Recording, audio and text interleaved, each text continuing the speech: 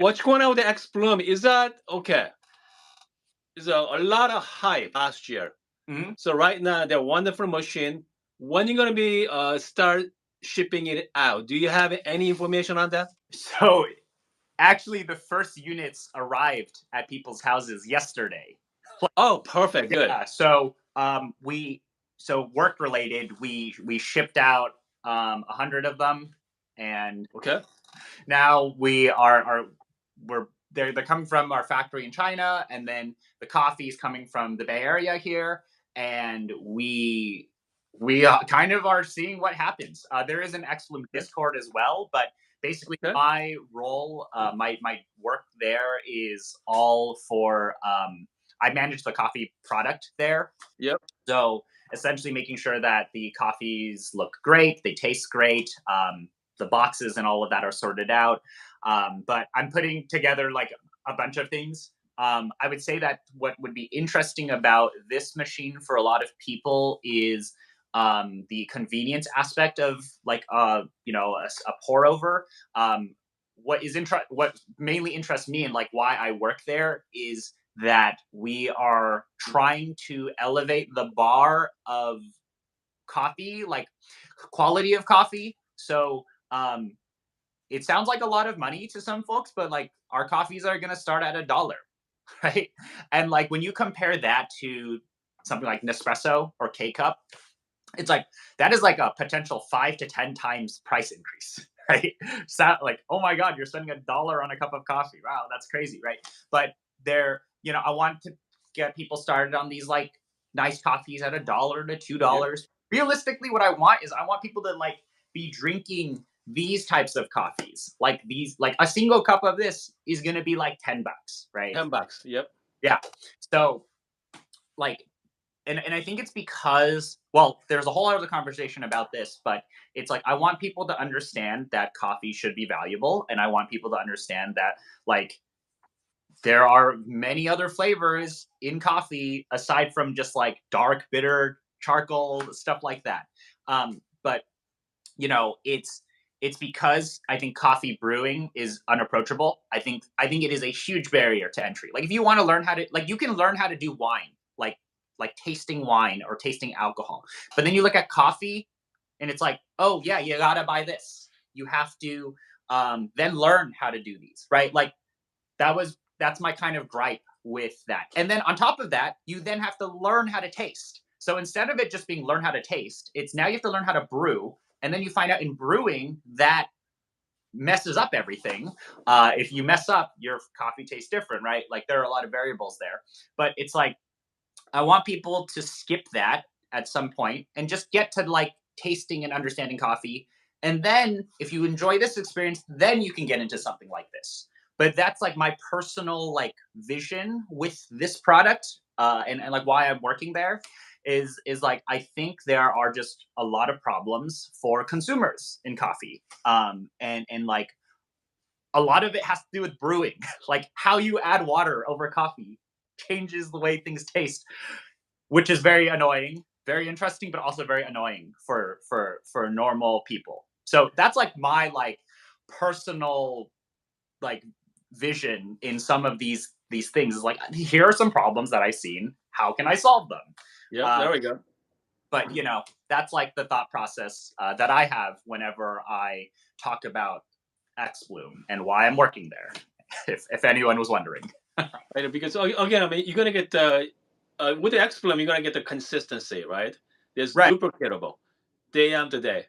Comes to if you're brewing yourself, it's all depend on the technique that day. Okay, based on your water temperature that day, depend on Yeah. your mood. Like at the end of the day, you're human, right? Like um you're going to be inconsistent, Yep, and machines are just much more consistent. yep, And I think i I think like it's controversial to say stuff like that, especially in coffee where it's supposed to be an art, it's supposed to be a craft. But like at the end of the day, for I would say outside of this specialty coffee bubble, a lot of people don't care about craft. But I want people to care about specialty coffee taste, right? Like I think the taste and the experience is a lot different. And like this is a great, I think, entry point. And then like you can then learn about the craft. Like That's then, right. Okay. oh yeah, there is a lot of beautiful art with how you add water over coffee. Yep. Um, but I think to a lot of normal consumers, you're just like, I don't know what that is. I don't care about that, but I care about the taste. Like if you look at coffee purchasing, you're like, most people buy based on flavor notes or roast level, right? They're not going to buy based on like, or it's just like they're not even thinking about like how do I add water over this. I think the xBloom has a good business model. You guys are going after that 90%. Okay, 90% of the people, not Yes. that 10%. Right. I mean, like there's literally like 100 million more people that don't Yep. want to brew coffee like the way we brew. But if you get more people who just like they start with an automated solution, great, but like they understand the taste of it. I think those are the people that I personally want to nurture into doing stuff like this, because this is what I truly enjoy. I love making coffee at home, but I also realize that making coffee at home is very inconsistent. It's very difficult, and like yeah, it's just unapproachable for so many people. Um, I don't even, it's not even necessarily financial barriers with brewing coffee at home. Like people in my previous work, right, at Fellow, it's like, great, we can sell kettles, we can sell grinders, but like teaching somebody how to use those tools is very difficult. Yeah. You have to have a mindset. Like you have to be crazy, like me, like you, to like want to do this, right?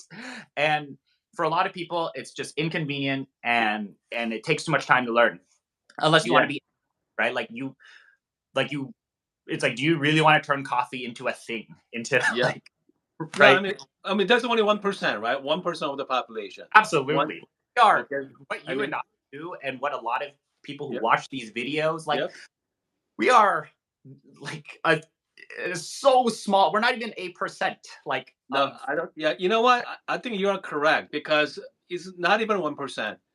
The fact is, you know, I mean, you guys are people watching it right now. You guys are the one drink the finest coffee in the world.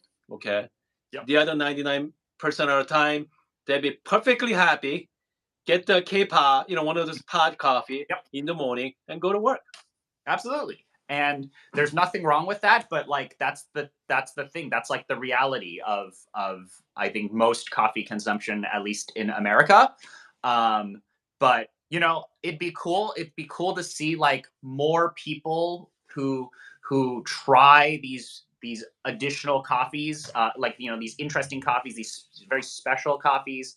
And I think removing the barrier of brewing is a big one into getting there, because then coffee can potentially be more like wine or more Yep. like tea. Well, tea has brewing, but like wine, like I think it's very interesting. I think the things that I say, like there are gonna like people think that's controversial to say like, oh my god, I want people to like be able to enjoy coffee without learning how to brew it. Like Yep. I don't um, but we've seen companies try. We've seen companies like Cometier try.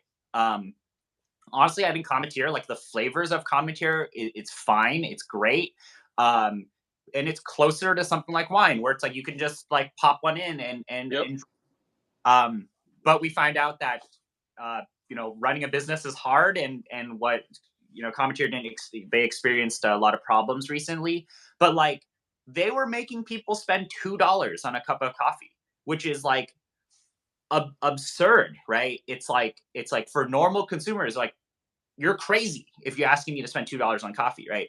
And like I think that's something that is interesting to see that there are companies out there trying to push the bar of like, well, yeah, you are going to have to spend $2 on a cup of coffee, right?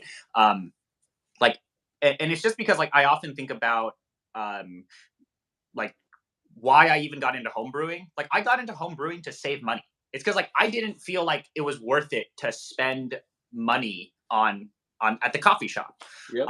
But eventually, like I feel like if we thought coffee was more valuable, like if you knew more about the story about coffee and you could taste it, then you would think that it is worth it to spend more money on coffee. Like if you just think about spending a glass of like buying a glass of wine at dinner, 10, 15, $10. Hopefully it's good. 15, all the way up to like 500, 200, like 100 to whatever, right? It goes up, up and up.